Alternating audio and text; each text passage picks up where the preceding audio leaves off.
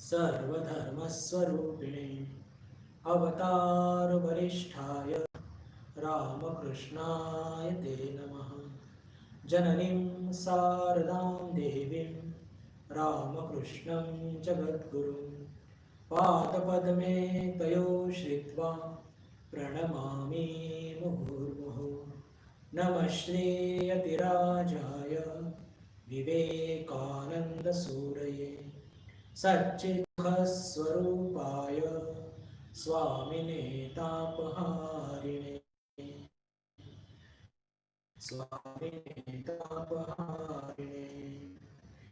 वसुदेवसुतं देवकी परमानन्दं कृष्णं वन्दे जगद्गुरुं कृष्णं वन्दे जगद्गुरुं।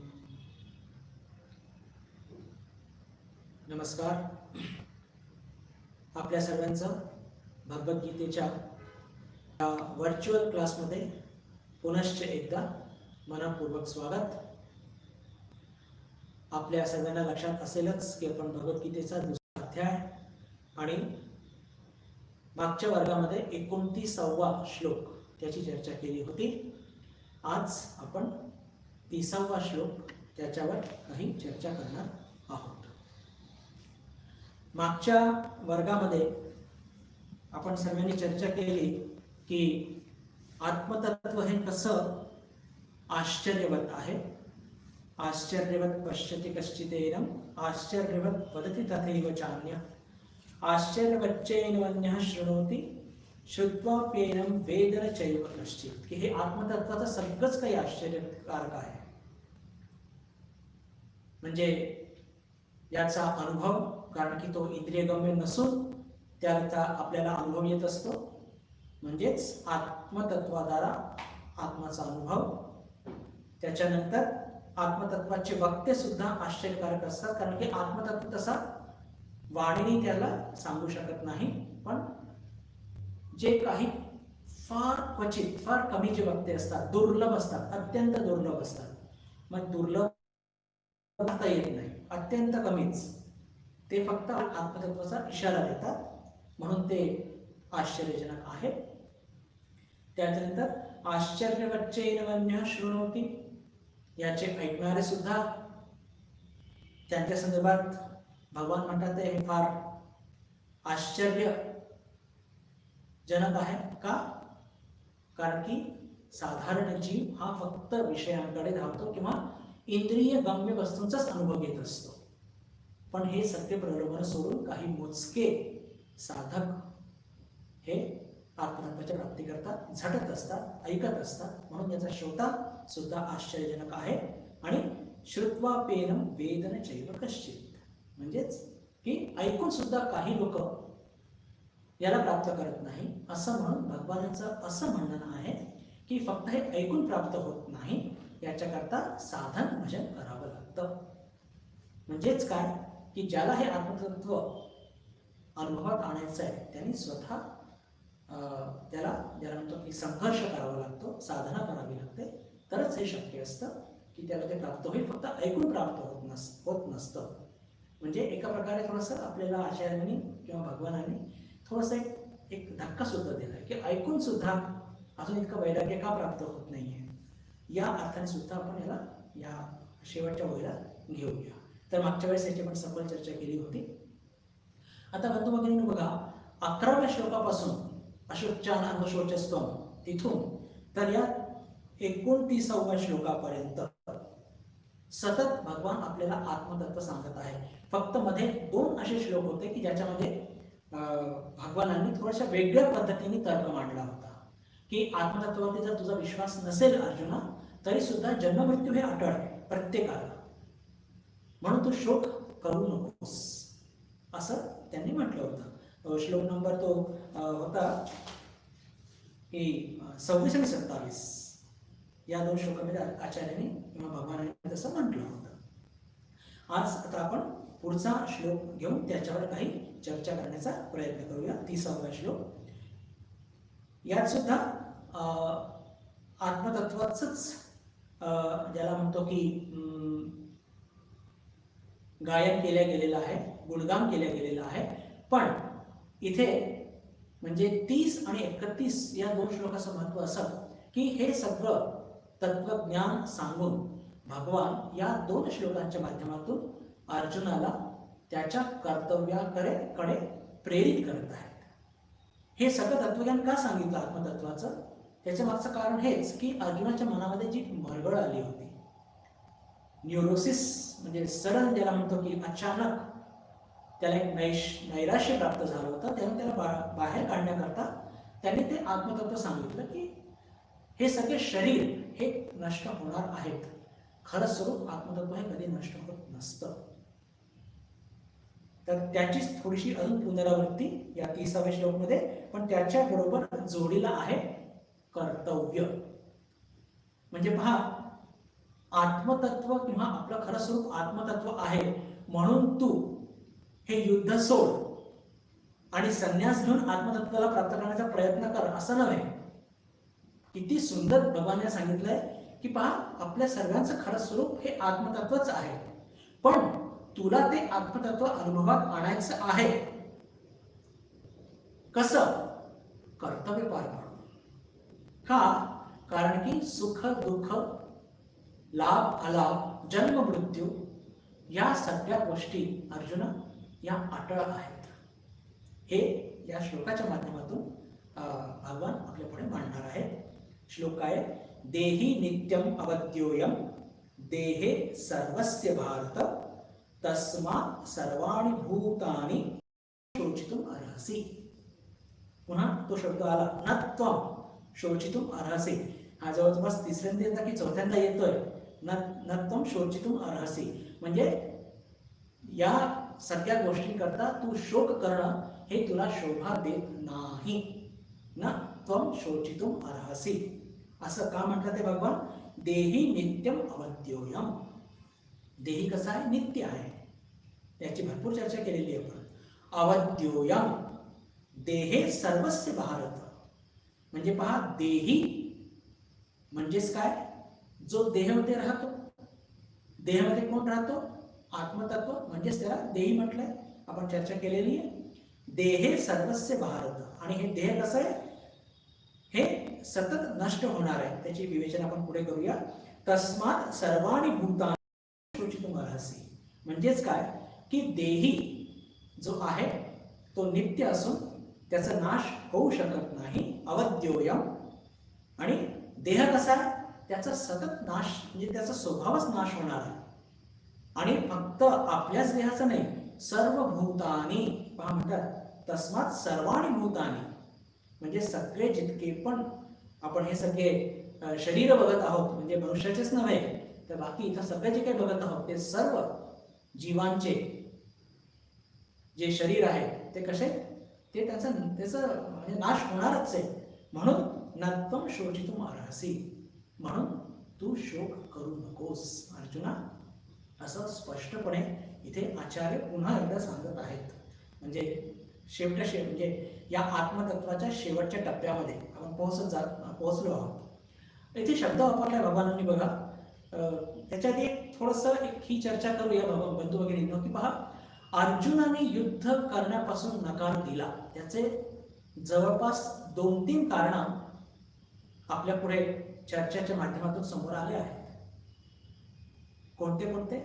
एकतर अर्जुनाला कदाचित मृत्यू भीती आणि पराजयाची भीती असेल.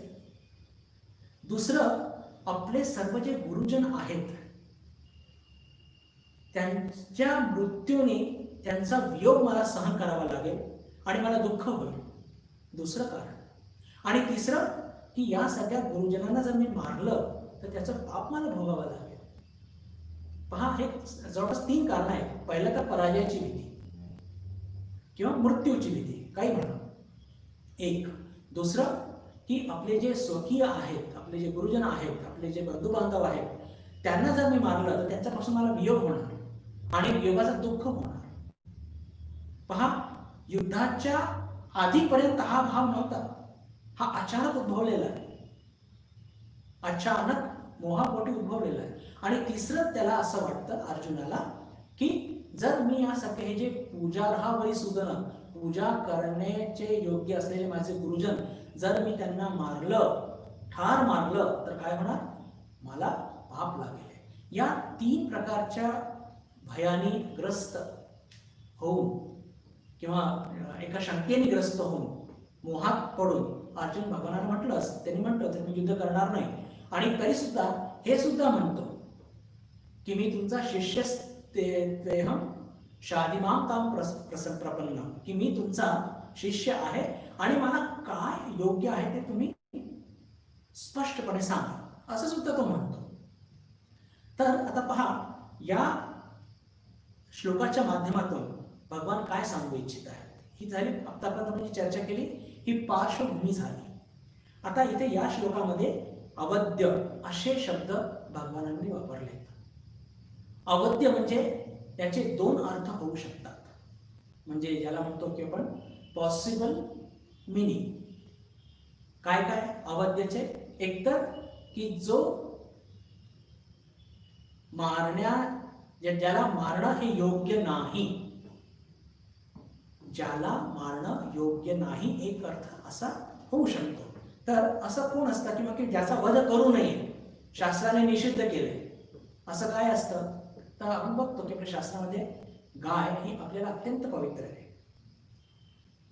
आणि गायच नव्हे तर स्त्री हत्या ही सुद्धा एक ज्या म्हणतो की जघन्य अपराध आपल्या शास्त्रामध्ये सांगितले गेलेला आहे. हे काय आहेत? दोन्ही अवध्य आहेत. गाय पण अवध्य आहे, म्हणजे ही गाय मारल्या गेली नाही पाहिजे. स्त्री, मग ती लहानसं बाळ असो, पोटात मध्ये असो, की मग आजी असो, वृद्धा असो, स्त्री कधी पण वध्य नाही. भारतीय शास्त्रामध्ये त्याला निषेध केलेला आहे आणि त्याचा जघन्य पाप त्या जो मारणार आहे त्याला सहन करावा लागतो. असो, तो एक थोडासा वेगळा भाग आहे, पण अवध्येचा एक अर्थ असा असतो की ज्याचा वध करू नये, शास्त्राने ज्याचा निषेध केलेला आहे. आणि दुसरं म्हणजे कसं की ज्याचा वध होऊच शकत नाही, म्हणजे प्रयत्न सुद्धा जरी केला तरी त्याचा ते म्हणजे काय? आत्मतत्व. तर इथे आपण जो अर्थ की ज्याचा वध प्रयत्न जरी केला तरी कोणत्याही विधीनी, म्हणजे ज्याला म्हणून की पण तलवारांनी किंवा त्याला जाळून किंवा त्याला पाण्यात बुचकाळून कसंही करून त्याला मारू शकत नाही. अवध्य आहे, त्याला तो मारल्या जाऊ शकत नाही. या अर्थाने इथे आपण घेऊया देही नित्यम अवध्योयम. हे अवध्य आहे, तो मारल्या जाऊ शकत नाही. आणि या संदर्भात आपण बघितलं की विविध जे दुसऱ्या अध्यायाचे श्लोक आहेत त्याच्यामध्ये अनेक वेळा भगवानांनी म्हटले की विनाशे यस्य न कश्चित कर्तुम अर्हति, की या आत्मतत्वाचा विनाश कोणीही करू शकत नाही, करणे योग्यच नाही. प्रयत्न जरी केले तरी त्यात यश मिळणार नाही. हा असा आत्मतत्व अजर आणि अमर आहे. आता देही नित्यम अवध्योयम देहे सर्वस्य भारत, याचा अर्थ काय की हे जे आत्मतत्व आहे आणि ते एकच आहे, अद्वैत वेदांत असं आपल्याला सांगतं, हे अवध्य आहे कारण ते नित्य आहे. पण त्याच्याच बरोबर हे जे देह आहे, सर्वानी भूतानी, हे कसे आहे? हे यांचा स्वभावच कसा आहे की हे सतत विनाशाकडे धाव घेत आहे. म्हणजे याच्या माध्यमातून भगवान काय सांगू इच्छित आहेत की अर्जुन, तो युद्ध समजा नाही, संग्राम तो नाही केला तरी तुला असं वाटत असेल की हे राजा किंवा हे गुरुजन जिवंत वाचतील, असं काही नाही. यांचा मृत्यू अवश्य व्हावी आणि प्रत्येक जीवाचा ज्याने शरीर धारण केलंय हे मृत्यू हे होणारच, इनएव्हिटेबल, त्याला कोणी थांबवू शकत नाही. प्रत्येक जीव हा सतत मृत्यूकडे धाव घेत आहे, सतत धाव घेत आहे. तो शरीराचा एक स्वभावच आहे, त्या जगाचा जो स्वभावच आहे. जसं आपण अंधार खोलीमध्ये एक मेणबत्ती आपण जर पेटवली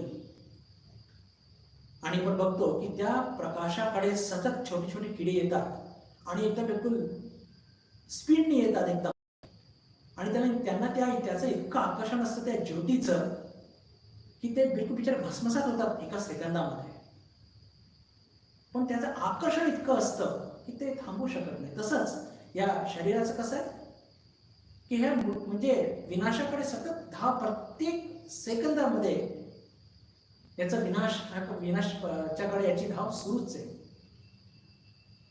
सतत सुरू आहे. तर देही नित्यम अवद्योयम देहे सर्वस्य भारत तस्मात् सर्वाणि भूतानि नत्वं शोचितुम अर्हसि. की जर ह्या देहाचा स्वभावच असा आहे तर याच्याकरता तुला शोक करण्याचं काहीही कारण नाही. 11 ते 30 या श्लोकापर्यंत बंधू भगिनींनो आपण आत्मतत्वाची चर्चा केली. फक्त मध्येच जे 2 श्लोक होते त्याच्याने तर्क थोडा बदललेला आहे, पण अर्जुनाला ते करता करत आहेत. आणि या श्लोकाच्या माध्यमातून की तुला हे जे शोक प्राप्त झालेलं आहे, कारण तू मोहात पडल्यामुळे शोक झालेला संघर्ष करणार नाही, हे असं योग्य नाही. तुला संग्राम केलाच पाहिजे, तुला हे युद्ध लढलंच पाहिजे, असं भगवान त्यांना स्पष्टपणे इथे सांगू इच्छित आहे. आता पहा की आत्तापर्यंत जे श्लोक आपण चर्चा केली बंधू भगिनींनो, याच्यामध्ये आपल्याला एक गोष्ट बिलकुल ठामपणे लक्षात आली असेल की प्रत्येक ठिकाणी भगवान एका गोष्टीवरती फार भर देत आहेत, आणि ते म्हणजे की देह आणि देही हे 2 वेगळ्या गोष्टी आहेत. देह आणि देही. देहमध्ये हे देही हे आत्मतत्व निवास करत असतं, आणि हे दोन्ही गोष्टी एकदम वेगळ्या वेगळ्या आहेत. आणि इतक्या म्हणजे ज्याला म्हणतो की अनेक श्लोकांच्या माध्यमातून ते आपल्या मनावरती अर्जुनाच्या माध्यमातून हे बिंबू इच्छित आहे की या दोन्ही गोष्टी एकदम वेगळ्या आहेत. आणि आपला खरा स्वभाव काय आहे तर तेच अनंत चैतन्य सच्चित आनंद जे आहे तोच आपला खरा स्वभाव आहे, आपली खरी ओळख आहे. आपण जे म्हणतो की मी बुद्धानंद, मी रामकृष्ण मठाचा एक सदस्य वगैरे वगैरे, ही सगळी खोटी आयडेंटिटी आहे. आणि या सर्व श्लोकांच्या माध्यमातून इच्छित आहे की ते तुमचं खरं स्वरूप आहे, आणि ते प्राप्त करून घेणं हेच तुमचं खरं कर्तव्य आहे. तर पहा, अर्जुनाचं कर्तव्य काय आहे? युद्ध मध्ये भाग घेणं, युद्ध लढणं. पण जोपर्यंत त्या अर्जुनाच्या मनात भीती जर काढायची असेल तर त्याला हे सांगावं लागेल की अरे, ज्या शरीर नाशाची भीती तुला किंवा दुसरे तुझ्या हातातून मारले जातील त्याचं तुला शोक किंवा दुःख होण्याचं काही कारण नाहीये, कारण की ते फक्त शरीर नष्ट होणार आहे, पण आत्मस्वरूपाने ते असणारच आहे, त्याचा अस्तित्व नष्ट होणार नाही. म्हणजे अर्जुना स्वतः करता सुद्धा आणि इतरांकरता सुद्धा हे आत्मतत्व सांगून भगवान काय सांगू इच्छित आहे की तू कर्तव्य कर. आणि जोपर्यंत आत्मतत्व आणि शरीर वेगळं आहे, देही आणि देह वेगळं आहे, हे चांगल्या पद्धतीने बिंबवणार नाही तर आपण त्याला प्राप्त करण्याच्या मागे लागणारच नाही. पहा, हे जे बौद्धिक व्यायाम आपण ज्याला सांगूया हे फार गरजेचं का असतं? त्याचं कारणच आहे की जोपर्यंत आपल्या बुद्धीमध्ये आपल्याला हे समजणार नाही, पटणार नाही, या दोन्ही गोष्टी वेगळ्या आहेत आणि आत्मतत्व आपलं खरं स्वरूप आहे, तर तोपर्यंत आपण याला प्राप्त करण्याचा प्रयत्नच करणार नाही ना. साधारण लोकांना कळत पण नाही, पटत पण नाही, म्हणून ते काही प्रयत्न सुद्धा करत नाही. अज्ञानात सुख असतं, त्याला संसारच ही जगत सुखाचं वाटत असतं. असो, पण हे इतकं सगळं व्यायाम का केला, म्हणजे इतकं सगळं हे जे एक्सरसाइज भगवानांनी का केली आपल्याकरता, की आपल्याला हे कळलं पाहिजे, आपल्यालाही कळलं पाहिजे आणि अर्जुनालाही कळलं पाहिजे. अर्जुनाला का कळलं पाहिजे? कारण की त्याला ही भीती बसली आहे मनामध्ये की अरे, हे सगळे माझे गुरुजी मारले जातील, मला दुःख सहन करावं लागेल. तर ते म्हणतात दुःख सहन करावं लागणार नाही. का? कारण की आत्मस्वरूपाने ते राहणार आहे. म्हणून तुझं कर्तव्य काय आहे की युद्ध करणं, तू युद्ध कर. आणि याचं निहित अर्थ तुमच्या आणि माझ्याकरता काय आहे की पहा, हे आत्मतत्व आणि हे शरीर वेगळं आहे, आणि आपलं कर्तव्य काय? आपल्याला युद्ध लढायचं नाहीये. चला, नशीब चांगलं आहे आपलं तेवढं तरी, पण आपल्याला एक मोठं युद्ध नक्कीच लढायचं आहे. कोणता? आपले जे 6 शत्रू इथे बसलेले आहेत त्यांच्याशी, आणि त्यांना मात करून आपल्याला आत्मतत्वाचा अनुभव घ्यायचा आहे. तर हे जर कळलंच नाही की देही आणि देह वेगळे आहेत, तर आपण संग्रामच करणार नाही. तर आपलं कर्तव्य काय आहे की साधना करून, उपासना करून, सेवा करून हे आत्मतत्व अनुभवात आणून घ्यायचं. आणि अर्जुनाला सुद्धा आत्मतत्व अनुभवास आणायचं आहे, पण त्याचा मार्ग, त्याचं कर्तव्य ते वेगळं आहे. त्याला जे क्रमानुसार कर्तव्य प्राप्त झालंय युद्धाचं, ते युद्ध करून त्याला आत्मतत्व प्राप्त करायचंय. पण मुळात कर्तव्य दोघांना करायचं. आपण असो की अर्जुन असो, कर्तव्य दोघांना करायचे आहे. हे या पद्धतीने या श्लोकाचा हा अर्थ आहे. आता पुन्हा इथे जेव्हा आचार्य भगवानांनी नित्य शब्द वापरलाय आणि तो या शरीरामध्ये निवास करत असतो असं का म्हटलंय, तर जरी याची चर्चा आपण आधी केलेली तरी थोडी चर्चाचा संदर्भ आहे म्हणून करून मग पुढे जाऊया. की पहा की हे नित्य आहे, याच्यामध्ये कधी पण कोणताही बदल किंवा कोणतीही ज्याला म्हणतो की मुवमेंट नसते आत्मतत्वामध्ये. आणि आपलं हे शरीर हे सतत बदलत असतं. याचा पुरावा काय, याची चर्चा आपण आधी केलेली आहे. फक्त नित्य शब्द वापरलाय म्हणून मी त्याची उजळणी करत आहे की काहीतरी स्थिर आहे आपल्या शरीरामध्ये. म्हणून तर आपल्याला जाणवतं की अरे माझं या महिन्यात 2 किलो वजन वाढलं, माझी उंची वाढली, अरे गेल्या 20 वर्षामध्ये माझ्यामध्ये किती बदल झाला. आपल्याला कोणी आपला मित्र भेटतो खूप दिवसानंतर, तो म्हणतो तू किती बदललास. किंवा आपल्यामध्ये जर होणारे बदल जे आपल्यालाच लक्षात येतात ते कशामुळे येतात, कारण की आत्मतत्व स्थिर आहे आणि शरीर नेहमी बदलणार आहे. बदलत का असतं, कारण की ते विनाशाकडे धाव घेते. हे जे बदलणारं शरीर हे सतत विनाशाकडे धाव घेत असल्याने त्याच्यामध्ये बदल होत असतो. जायते अस्ति वर्धते अपक्षीयते प्रियते, त्याची धाव सुरूच आहे. मरे एक त्याचा दुजा शोक वाहे, अकस्मात तोही पुढे जात आहे. समर्थ रामदास स्वामी सांगून गेले आपल्याला. म्हणजे या शरीराची धाव असणारच, तुम्ही त्याला थांबवू शकत नाही. तर हे जे धाव घेत असल्याने या शरीरामध्ये जे बदल घडत आहेत त्याची नोंद तेव्हाच आपण घेऊ शकतो जेव्हा काहीतरी आपल्यामध्ये स्थिर आहे. आपण एखाद्या हायवेच्या कडेला उभे असतो आणि काय स्पीडमध्ये गाड्या जात असतात ते आपल्याला कसं कळतं, कारण आपण स्थिर असतो आणि गाड्या धावत असतात. कल्पना करा की आपण एक गाडी दुसऱ्यामध्ये आपले इतर मिळलेले आहेत आणि दोघांची गाडी एकाच दिशेने जात असेल, आपल्याला मुवमेंट कळणार नाही. आपण जर या बाजूला बघितलं तर मुवमेंट कळेल, कारण की झाड खांबे हे मागे पडत जातात. पण इकडे बघितलं आपल्याला कळणार नाही. दोन्ही गोष्टी जर गतिमान असतील आपल्याला गती कळणार नाही. वरती आपल्याला गती का कळते, आपण उभे असतो आणि ट्रेन येत असते, जात असते. तसंच या देहामध्ये देही स्थिर असतो नेहमी आणि देह बदलत असतो, म्हणून तो बदलाव आपल्याला लक्षात येत असतो.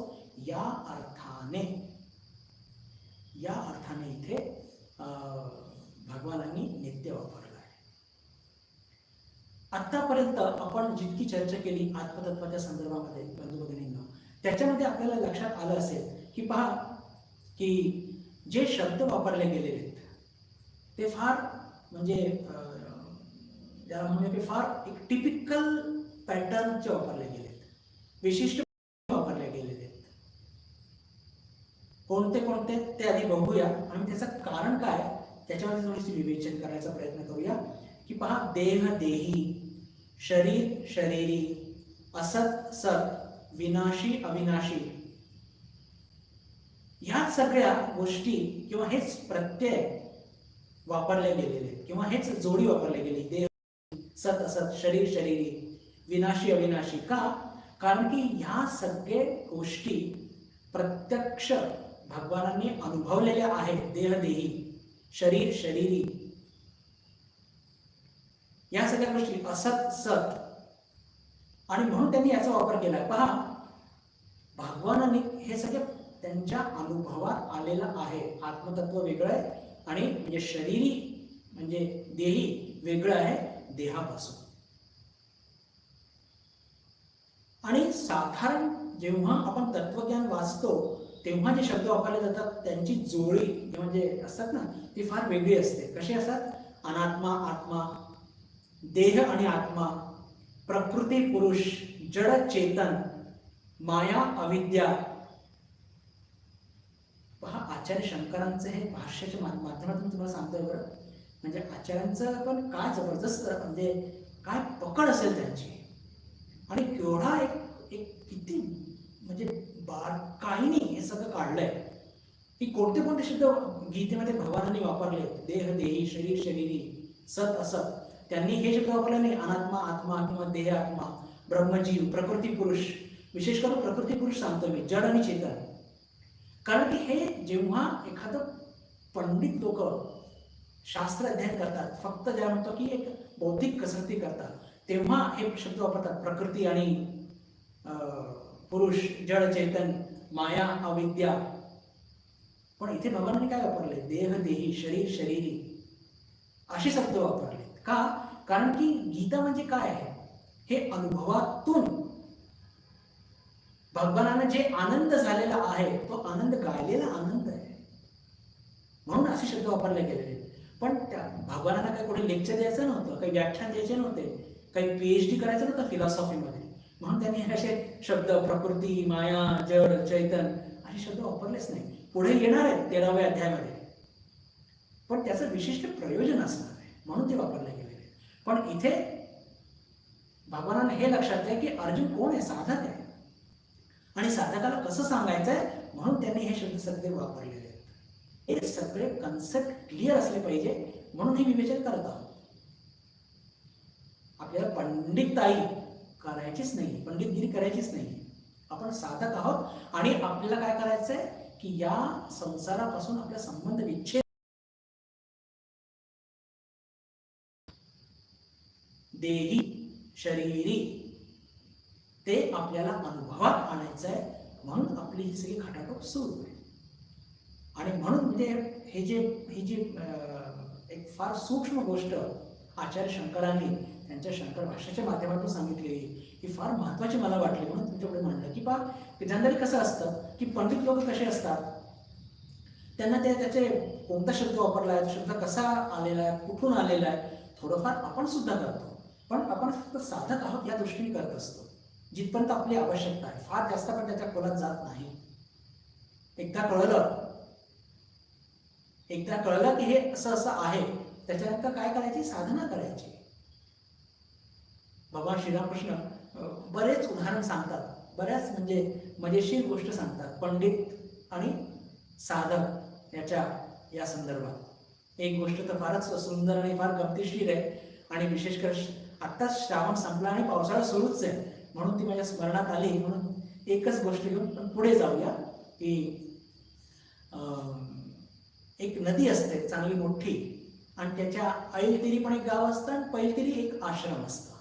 त्या आश्रमामध्ये एक पंडित राहत असतात, खूप विद्याप्रेमी, विद्या अध्ययन करत असतात.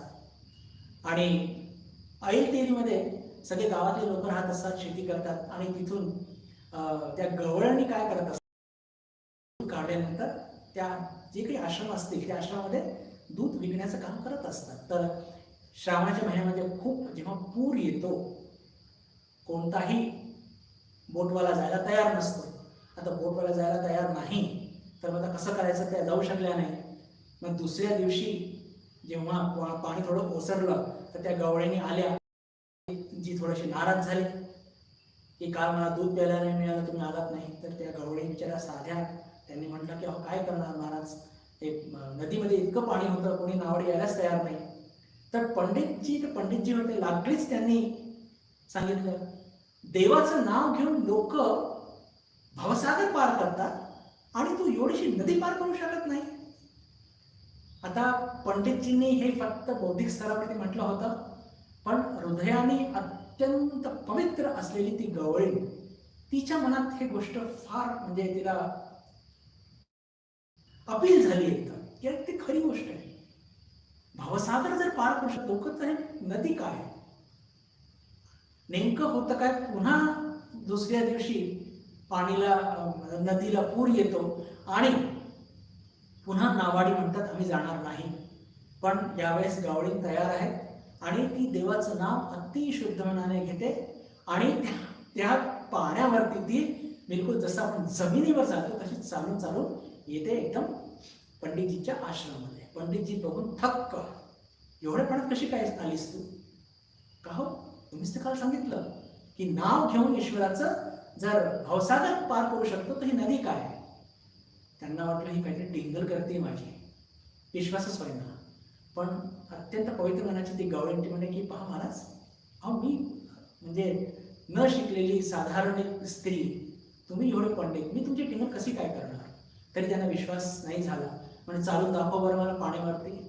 तर ते म्हणे या माझ्याबरोबर. आता पुढे गवळीण आणि मागे पंडितजी. आता गवळीण पुन्हा हरीचं नाव घेतलं आणि पाण्यावरती तरा तरा तरा चालू लागली जसं आपण जमिनीवर चालतो. आणि एवढंच नाही, तो पुढे जाऊन पंडितजींना विनवणी करू लागली की महाराज तुम्ही पण या ना देवाचं नाव घेऊन. पंडितजींनी देवाचं नाव घेतलं आणि त्याच्याच बरोबर धोत्र भिजू नये म्हणून वरती केलं. या गोष्टीला श्रीरामकृष्ण थोडस एक उपहासपूर्वक किंवा गमतीने म्हणतात. म्हणजे त्या गवळीच्या मुखातून ते वाक्य निघालेलं आहे की महाराज देवाचं नाव पण घेता आणि धोत्रही वर करता, असं चालणार नाही. तर हा फरक असतो साधक आणि पंडित मध्ये. तर अर्थातच आपली काही स्थिती अजून त्या गवळीसाठी झालेली नाहीये, पण तो आपला आदर्श आहे की आपण आपल्या जीवनामध्ये आपल्याला पंडित व्हायचं नाही, आपल्याला काय व्हायचंय, आपल्याला साधक व्हायचंय, आपल्याला मोक्ष प्राप्त करून घ्यायचा आहे. तर ही जी एक जे शब्द जे विशिष्ट वापरले, जिथून ही चर्चा थोडी सुरू झाली होती की प्रकृती, पुरुष, जड, चेतन, माया, विद्या, हे सगळे दार्शनिक शब्द न वापरता भगवानांनी देह देही, शरीर शरीरी, सत असत असे शब्द वापरले की जे साधारणपणे एक साधकाला ज्याला म्हणतो की समजण्याकरता त्याची भूमिका मांडण्याच्या दृष्टीने ते फारच सोपे असतात, म्हणून तसे शब्द त्यांनी वापरले. तर बंधू भगिनींनो, हा 30वा जो श्लोक आहे याचा निहित अर्थ सुद्धा म्हणजे हाच आहे की पहा, अर्जुना हे आत्मतत्व नित्य आहे, अवध्य आहे.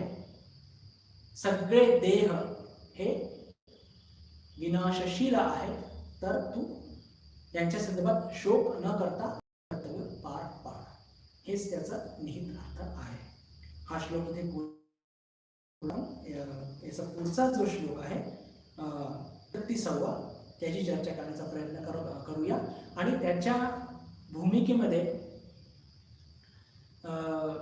मी एवढंच सांगू इच्छितो की पहा, एवढं सगळं तत्वज्ञान सांगितल्यानंतर, एवढं सगळं आत्मतत्व सांगितल्यानंतर तरी सुद्धा भगवान हे विसरले नाहीये. अर्थात भगवान विसरतच नाही की अर्जुन युद्धाच्या रणांगणात उभा आहे आणि त्याला मला फक्त युद्धाकरता तयार करायचं आहे. आणि ते आत्मतत्व सांगून आत्मतत्व प्राप्त करण्याकरता कर्तव्य किंवा स्वधर्म याच्या माध्यमातून पार पाडणे तेच योग्य आहे. कारण की अर्जुनाने पहिल्या श्लोकामध्ये, क्षमा करा, पहिल्या अध्यायामध्ये काय सांगितलं होतं की मला हे युद्ध काही लढायचं नाहीये. आणि एवढंच नाही तर मला क्षमा करा, दुसऱ्या अध्यायाच्या सुरुवातीला येते की या सगळ्या गुरुजनांना मारण्यापेक्षा संन्यास घेऊन भिक्षेवर जगणं हे मला जास्त श्रेयस्कर वाटतंय. आता पहा, हा फार चुकीचं विधान अर्जुनाने केलं असं का आपण म्हणू शकतो? कारण की अर्जुनाचा स्वधर्म काय, तो क्षत्रिय आहे. तो क्षत्रिय आहे आणि राजसिक वृत्तीचा आहे. त्याच्याकरता त्यांनी जे काही प्रपोजल दिलं, जे काही म्हणजे सांगितलं भगवानांना, जी काही विनवणी केली, ती एकदम अयोग्य पद्धतीची होती असं भगवानच सांगतात. पण भगवानांची सांगण्याची पद्धत आणि आपली सांगण्याची पद्धत, त्याच्यामध्ये जमीन आसमानचा एक म्हणतो की एक अंतर आहे,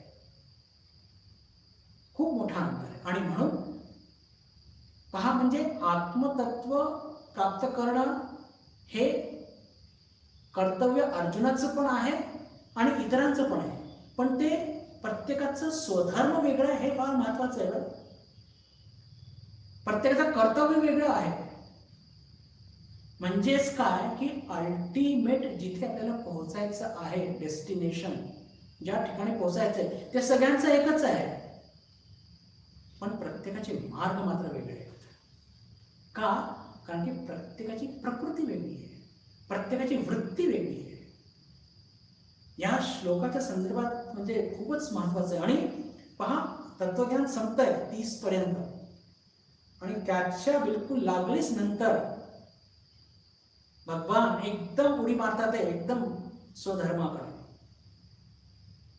अतिशय म्हणजे याच्या आधी मी अनेक वेळा सांगितलं बंधू भगिनींनो की गीतेचं महात्म्य काय. मला जे वाटतं वैयक्तिक, विचारांची सुसूत्रता. कुठे पण सूत्र हल्ल्या गेलेले आहेत असं आढळणार. आणि भगवानाने सांगितले ते, म्हणजे असं म्हणणं योग्यच नाहीये की, पण आपल्याकरता ते सुसूत्रतेचं महत्व का आहे.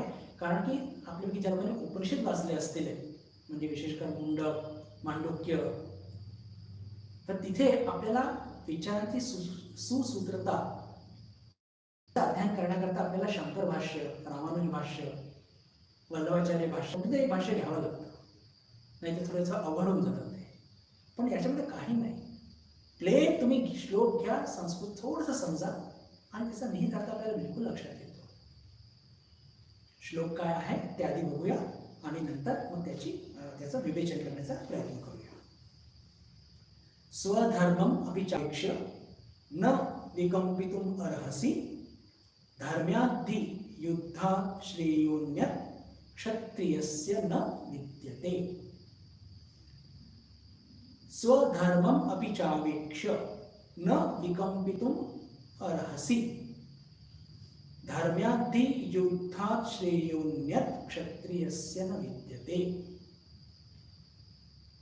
तसेच स्वतःचा धर्म लक्षात घेऊनही तू भीता नये. पहा, आपण 3 पॉसिबल रिझन ज्याच्यामुळे यांनी नाही म्हटलं युद्धापासून. त्यातलं पहिलं कारण तर दुसरं वियोग आणि तिसरं पाप लागेल. पाप लागू शकतं म्हणजे जर मी त्यांना मारलं तर या श्लोकाच्या माध्यमातून भगवान हे सांगू इच्छित आहेत की तुला भयाचं काही कारण नाही. का? म्हणजे विशेषकर पाप तुला लागेल, तुला असं वाटतंय, तर जेव्हा आपण स्वधर्म आचरतो तेव्हा ते पाप लागत नसतं. त्याचं विवेचन सखोल पुढे करणार आहोत. फक्त विषय निघाला सांगितलं की लक्षात ठेवा, स्वधर्म आचरण करत असताना त्याच्यामध्ये समजा काही लौकिक दृष्टीने कदाचित अनाचार दिसत, पण त्यातून पाप लागत नाही. उदाहरण घेऊया, एक टेररिस्ट आला आहे आणि एक पोलीसवाला आहे. पोलीसवाल्याच्या हातात बंदूक आहे, तो टेररिस्ट काहीही करू शकतो. तर आता साधारण अर्थाने कोणालाही मारायची हे तर योग्य नाहीये, पण तिथे पोलीसवाल्याचं कर्तव्य काय आहे? तिथे पोलीसवाल्याचं कर्तव्य काय आहे की त्या टेररिस्टला ठार मारणे. इव्हन पोलीसवाला कशाला, तिथे दुसरं पण कोणी मनुष्य आहे आणि त्याच्याकडे जर काही शस्त्र अस्त्र आहेत तर इतर लोकांच्या सहाय्या करतात, त्यांनी जर त्याला मारलं तर त्यात दोष नाहीये. म्हणजे म्हणण्याचा अर्थ काय, ऍक्च्युली काय म्हणतो बघितलं की कर्तव्य आणि स्वधर्म याची आपण चर्चा पुढच्या 2-3 व्याख्यानात करणार आहोत. आणि हे इतके शेड्स आहेत याचे की बापरे, कुठे काय स्वधर्म असतं, कुठे काय नसतं, आपलं स्वधर्म काय असतं. आणि वरतून भगवान हे पण म्हणतात की स्वधर्मचं त्याग न करता दुसऱ्याच्या धर्माचं पालन करू नका, ते फार भयावह असतं. हे सगळं खूप महत्वाचं आहे. आणि मी आत्ताच म्हटलं की गीता इज मोस्ट प्रॅक्टिकल. पहा, आतापर्यंत आपण फक्त आत्मतत्व म्हणजे फार लॉफ्टी प्लेनवरती होतो, पण याच्या पुढे आता आपण एकदम व्यवहारिक स्तरावरती येऊ. व्यवहारिक स्तरावरती काय येणार आहोत? कारण की आपल्याला आत्मतत्व प्राप्त करून घ्यायचं आहे. कसं? कर्तव्याचा त्याग न करता. वंडरफुल. म्हणजे कोणाला वाटत असेल की संन्यास घेऊनच आत्मतत्व प्राप्त होऊ शकतं. अरे, स्वामी विवेकानंदांनी संन्याशांना सुद्धा कर्तव्य दिलेत. देशबांधवांप्रती जा, गरिबाची सेवा कर. नुसतं त्यांच्याकडनं भाकरी घेशील आणि स्वतःचं कल्याण करशील नाही चालणार.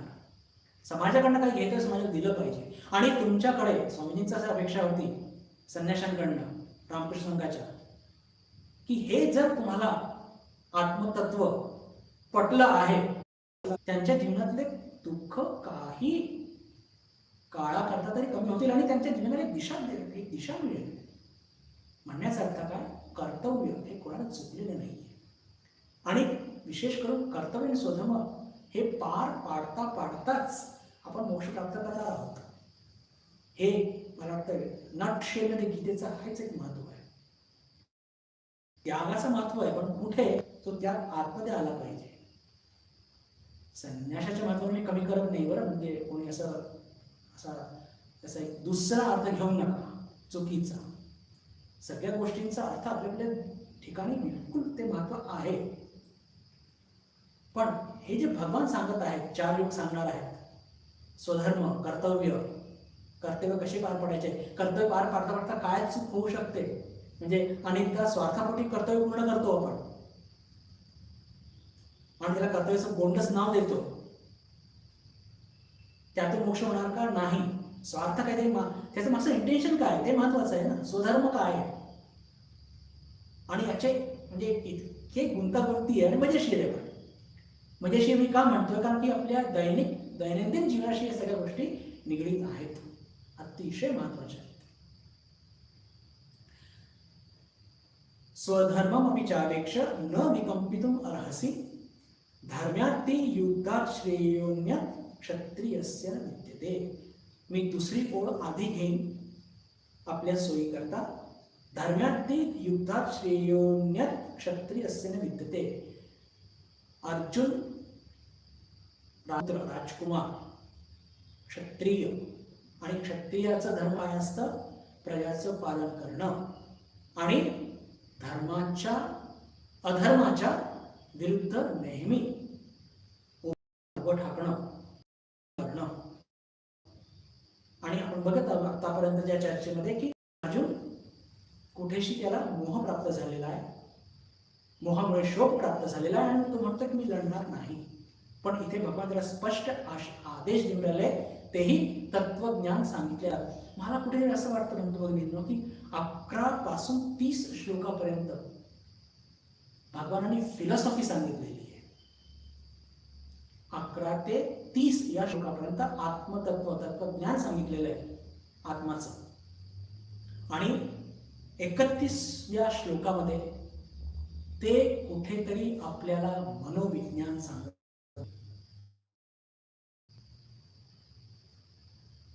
माझं हे वाक्य मी असं आग्रह करणार नाही. चर्चा झाल्यानंतर त्याच्यात सखोल जर विचार करूया. कारण स्वधर्माची परिभाषा जिथे येते ते सरळ आपल्या मनाशी निगडीत आहे. कर्तव्य सरळ आपल्या मनाशी निगडीत आहेत. म्हणजे फिलॉसॉफी झाल्यानंतर, तत्वज्ञान झाल्यानंतर आता आपण मानसशास्त्राकडे वळत आहोत. का? कारण की अध्यात्मामध्ये मानसशास्त्राचं फार महत्व आहे. कारण मनाला घेऊन सगळं खेळ सुरू आहे आपला. मनामुळेच प्रॉब्लेम आहे, बंधनात आहोत आणि मनामुळेच मुक्ती सुद्धा मिळणार आहे. तर धर्म्यात्ति युद्धात् श्रेयोन्यत् क्षत्रियस्य न विद्यते. क्षत्रिया करता हे धर्मयुद्ध हे ज्याला म्हणतो की त्याच्यापासून पळ काढणे हे क्षत्रिय शोभा देत नाही, तो कर्तव्यच्युत होतो. म्हणजे क्षत्रिय युद्धापासून जर विमुख झाला तो कर्तव्यच्युत होतो, धर्मच्युत होतो. असं सांगून तुम्हाला मला, आपण साधक आहोत, आपल्याला भगवान काय सांगू इच्छित आहेत की आपल्या प्रत्येकाचे स्वधर्म आहेत, आपल्या प्रत्येकाचे कर्तव्य आहेत. त्या कर्तव्याला आपण चुकलं नाही पाहिजे. आपण जर ते चुकलो तर आपण मोक्षाच्या मार्गापासून विमुख होणार. म्हणजेच काय की आपले प्रत्येकाचे काहीतरी स्वधर्म आहे म्हणून लक्षात घ्या. फक्त ते ओळखायला पाहिजे. त्याची पुढे चर्चा करणार आहोत आपण. पण मी दुसरी ओळ आधी काय घेतली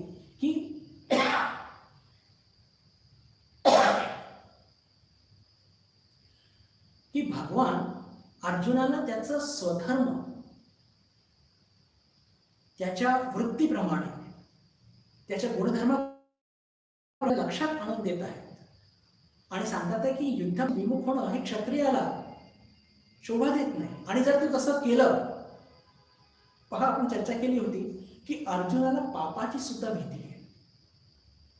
पण जेव्हा एखादा क्षत्रिय किंवा कोणीही मनुष्य, क्षत्रिय सोडू आपण सध्या, कोणीही मनुष्य आपल्या कर्तव्यापासून जर विमुख होतो तर तो त्याला पाप लागणार.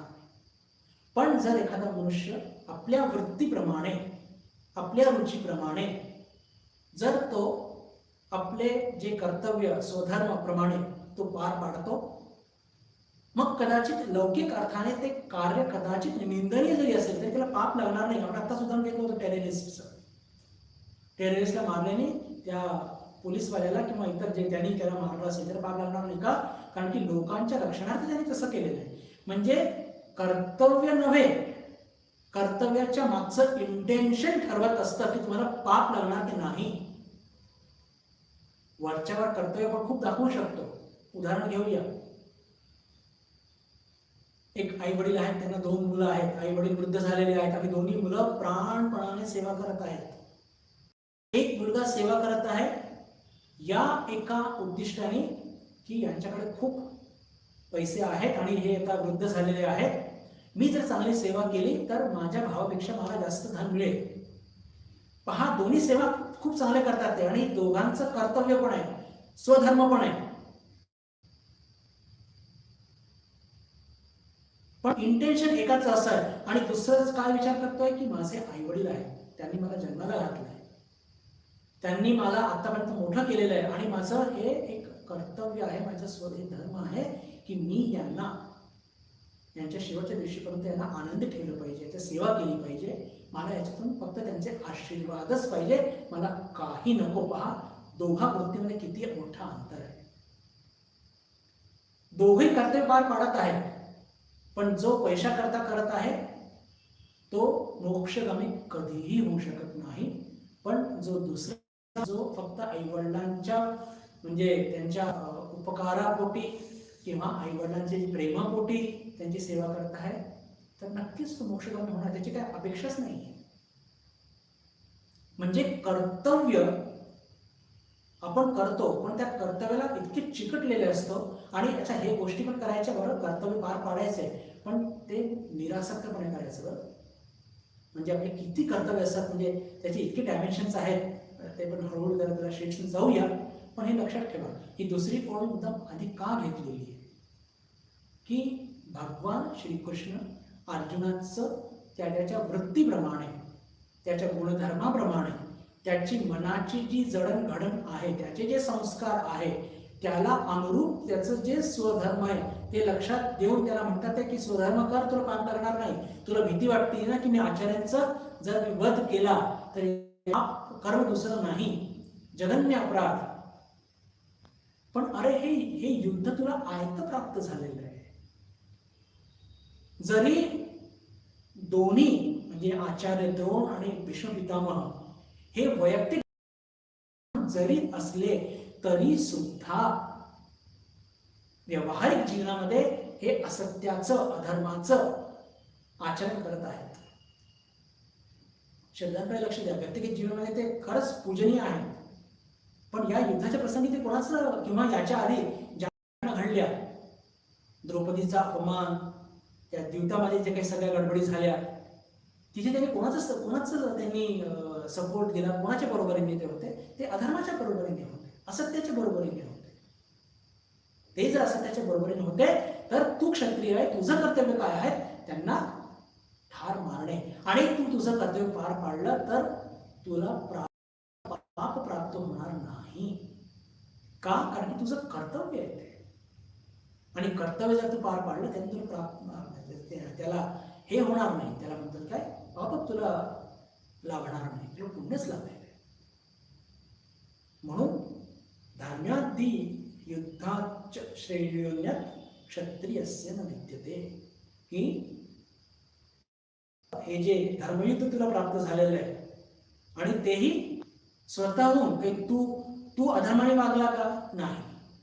जर तू धर्माने वागलेला आहे आणि तरी त्या दुर्योधनाने जो अधर्माचं पूर्ण आचरण करत आहे पूर्ण आयुष्यभर, त्यांनी या युद्धाचा पुकारा दिलेला आहे, तर त्याला तोंड देणं हे तुझं कर्तव्य आहे. आणि कर्तव्य पार पाडता पाडता तुला पाप प्राप्त होणार नाही याची तुला भीती आहे. तर याच्या माध्यमातून भगवान आपल्याला काय सगळ्यांना काय सांगू इच्छित आहे, की आपण मोक्षगामी आहोत आणि आपल्याला आतला युद्ध लढायचं आहे. आपल्याला आतला युद्ध लढायचं आहे. त्याच्याकरता आपण काय केलं पाहिजे. आता कर्तव्य कोणालाच चुकलेले नाही, आपण आताच चर्चा केली. आणि प्रत्येकाचा आपला एक धर्म असतो, स्वधर्म ज्याला म्हणतो. तर ते स्वधर्माचं पालन करायचं, निरासक्तीपूर्ण, कोणतीही आशा अपेक्षा न ठेवता आपण आपल्या जीवनामध्ये कर्तव्य पालन करायचं. असं केलं तर मोक्ष हातावरती दिसेल आवळ्यासारखा. काय तत्वज्ञान म्हणले बाबांनी, पहा किती सुंदर पद्धतीने आधी ते सुंदर आत्मतत्व फुलवून सांगितलं. 26-27 श्लोकामध्ये तुला आत्मतत्व आवडत नसेल, पटलं नसेल, तरी तुला जन्ममृत्यू आहेच माणसाला, जीवांना, तो तू युद्धच कर. एवढं सांगून सुद्धा हे सगळं सांगितल्यानंतर की तुला कर्तव्य केलेच पाहिजे. पण फक्त कर्तव्यामध्ये स्वार्थीपणा किंवा निरासक्तपणे ते सगळ्या गोष्टी पार पाडल्या पाहिजे. या दुसऱ्या ओळीच्या माध्यमातून भगवान आपल्याला हे सांगू इच्छिते. आता बंधू भगिनींनो, अजून एक गंमत तिथे अशी आहे की पहा, अर्जुन पहिल्या अध्यायामध्ये जे काही सांगतो त्याच्यामध्ये तो 2 शब्द वापरतो. पहा, कुलधर्म आणि जाती धर्म. तिथे जो स्वधर्म कुठेच वापरत नाही. ही जी सूक्ष्म गोष्ट आहे ही पुन्हा आचार्य शंकरांच्याकडूनच मी घेतलेली आहे त्यांच्या भाषणामध्ये. कुठे पण अर्जुन स्वधर्म शब्द वापरत नाहीये, तो स्वजन शब्द वापरतोय. आणि काय म्हणतोय की या स्वजनांना जर मारलं तर काय होणार, कुलधर्म नष्ट होणार, जाती धर्म नष्ट होणार, आणि काय काय त्याची मजल कुठपर्यंत गेली होती आपण ते सगळं वाचलंच आहे आधीच्या सगळ्या आपल्या व्याख्या. की समजा हे सगळे मारले गेले तर म्हणजे पितरांना हे देऊ शकणार नाही, स्त्रिया नष्ट होतील, त्याच्यानंतर स्त्रिया नष्ट झाल्या तर जाती जे आपले सगळं कुळाचे धर्म हे नष्ट होतील, पितरांना कोण पिंडदान करणार, आणि तसं नाही केल्याने ते सगळे पतित होतील आणि सगळ्या दूर वर्णसंकर होईल, आणि काय काय सगळं विचित्र गोष्टी सांगितल्या. असं म्हणून तो काय म्हणतो भगवानांना की नाही नाही नाही, त्यांना मारण्यापेक्षा चांगलं तर होईल की मी संन्यास घेतो. म्हणजेच तो आपल्या कर्तव्यापासून विमुख होऊ इच्छित होता. तर जे तुमच्याकडे मांडू इच्छितो मी की त्यांनी स्वजन हा शब्द वापरला, जाती धर्म कुलधर्म शब्द वापरला, पण स्वधर्म वापरला नाही. आता स्वधर्म काय असतं आपण पुढच्या वर्गात बघूया. आज पण आहे आणि स्वधर्म हा इतका मोठा विषय आहे, मी त्यात शिरलो तरी सुद्धा तो काही पूर्ण होणार नाही. मला असं वाटतं मला पुढचे 2-3 वर्ग तरी हे स्वधर्म आणि कर्तव्य त्याच्या संदर्भात आपल्याला चर्चा करू. म्हणजे काय, हे आपल्या दैनंदिन जीवनाशी निगडीत आहेत. तर त्यातून आपल्याला तसाच आपल्याला म्हणजे त्याचा एक विस्तार जर चर्चा केली तर आपल्याला कुठे कसं वागायचं, काय उचित आहे काय उचित नाही, ह्या सगळ्या गोष्टींची आपल्याला एक जाण होणार आहे. तर आज आपण इथेच थांबूया. पुढचा गीतेचा वर्ग शुक्रवारी होणार आहे आणि बुधवारी आत्मबोध या विषयावरती आपला वर्ग होणार आहे. तर बुधवारी आपल्या सर्वांशी पुन्हा एकदा भेट होईल अशी अपेक्षा मनात ठेवून, आशा मनात ठेवून आपल्या सर्वांशी निरोप घेतो. नमस्कार. ओम शांती.